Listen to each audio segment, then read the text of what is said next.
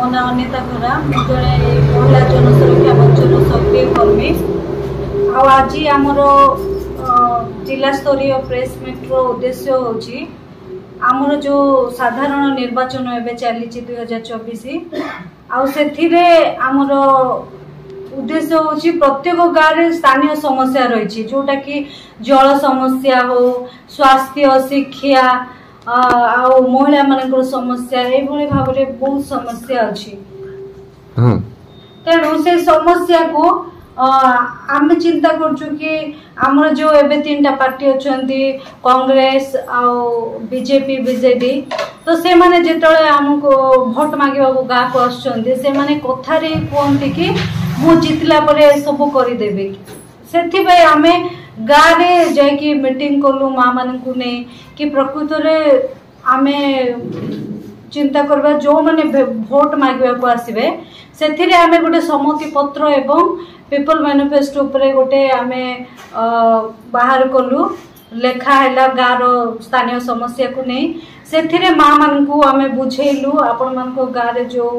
राजनैतिक दल आसबे से आपण माने आपण स्थानीय समस्या को दे दस्तखत करातु आगामी दिन मानक से माने जेतोले जीतबे सेते आपण स्थानीय समस्या को नहीं पुणी थरे से जो दस्तखत करथिले से राजनैतिक दलीय माने से पाखरे से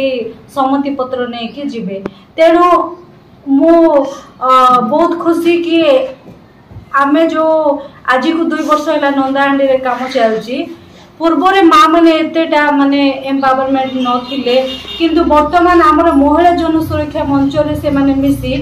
से माने निज निजर समस्या को ब्लॉक लेवल रे जाउछंती डिस्ट्रिक्ट लेवल रे जाउछंती आ कालीर कथा से माने निजे आमर नंदाहांडी ब्लॉक रो धंडरा पंचायत रो खोड़ियागुड़ार माँ माने निजे से सकाल रू आजिकल जो प्रकार खरा होची तथापि से मानकर स्थानीय समस्या पाई से माने जाइथिले आमर नवरंगपुर रे जो प्रदीप माझी सर तांको पाखरे आ जेति कि आमर राजनीतिक एमएलए एमपी अछंती समस्त को पाखरे जाई से माने से सम्मति पत्र को सिग्नेचर करछंती आगामी दिन मानकर जे भली आमर आशा आउ से गाँ लोक मान आशा कहीं आम स्थानीय समस्या को रखा ही से सहित काम करुचु। तेणु आज प्रेस मीट रो आशा आमको अच्छी जे आगामी दिन मान जो राजनैतिक दल जीतबे से स्थानीय समस्या आमर जो नंदाहांडी रे हो कि आमर नवरंगपुर जिले में जेतिकीटा गाँव समस्या अच्छी से समस्या को से समाधान करंतु यह आम समस्ते आमर संगठन जो महिला जनसुरक्षा मंच ता आशा करुछु। धन्यवाद। ओडिशा श्रमजीवी मंच महिला श्रमजीवी मंच ओडिशा राज्य स्तरीय कर्मकर्ता आज जो प्रेस मीट करा जाउछि इटा एक जन इस्ताहार ऊपर प्रेस मीट करा जाउछि लोकंकर दाबी की गोटे माने लिपिबद्ध करके गोटे जन इस्ताहार तैयारी करा जायछि एथिरे 10,050टा गाँव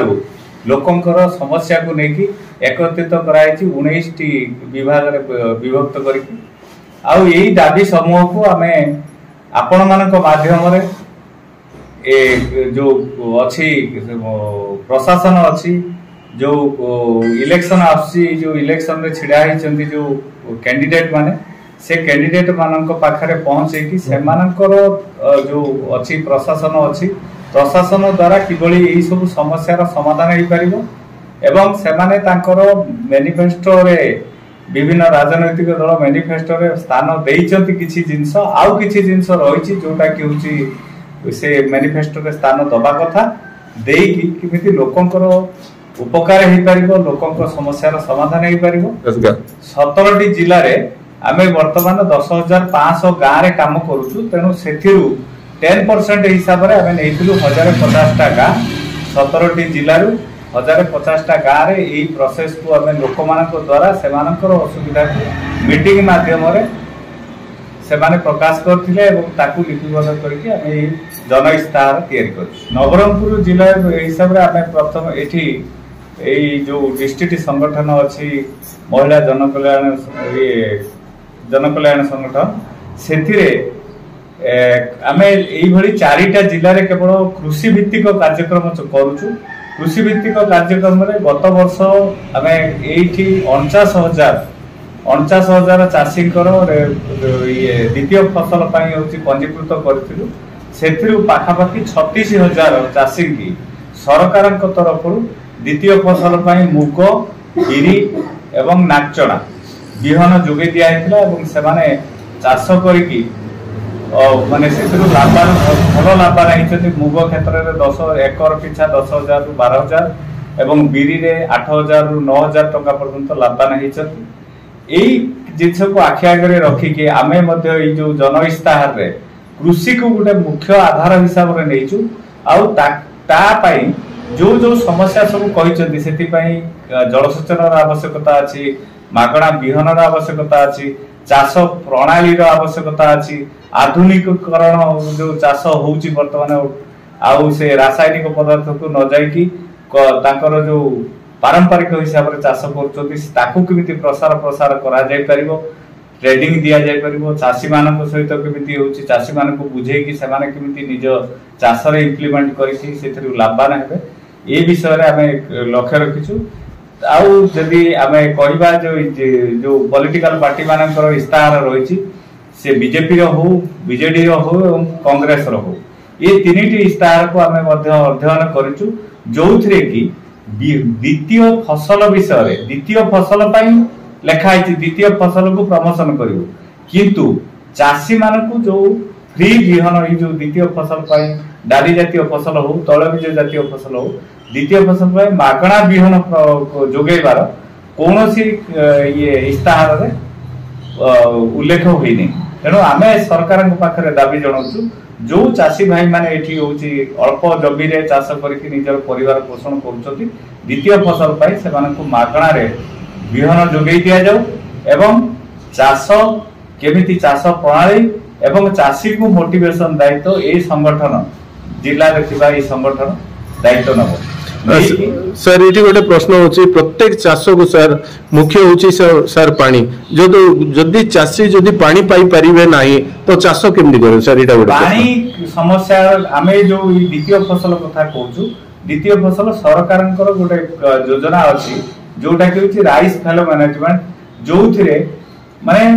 धान पर जो जमीटा पड़िया पड़ी जाउची 6 मास पर्यंत ताकू केमिति उपयोग करिकी सेथिरु किछि लाभवान होबो चाषी तारी ऊपर से प्रोग्राम रही। किंतु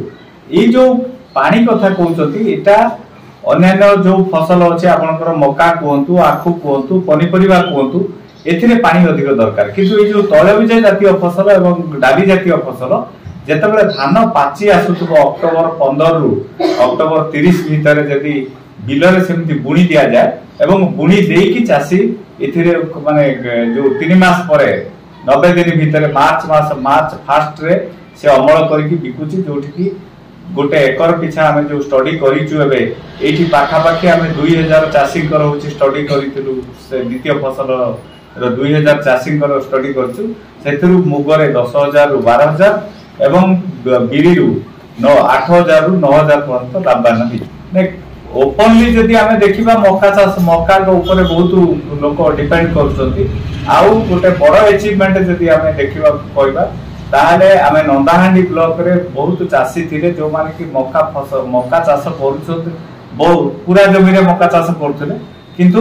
तांको सहित कथाबार्ता करी तांको बुझेला परे बहुत चाषी जे मक्का करिबा संगे संगे अन्य जो धान जो जगह करुछंती सेथिरे होची डाली जातीय और तैलबीज जातीय फसल चाष करिकी बहुत लाभवान होइछंती। आ एटा हमर बड़ अचीवमेंट जेठी कि आमे तांको मोटिवेट करी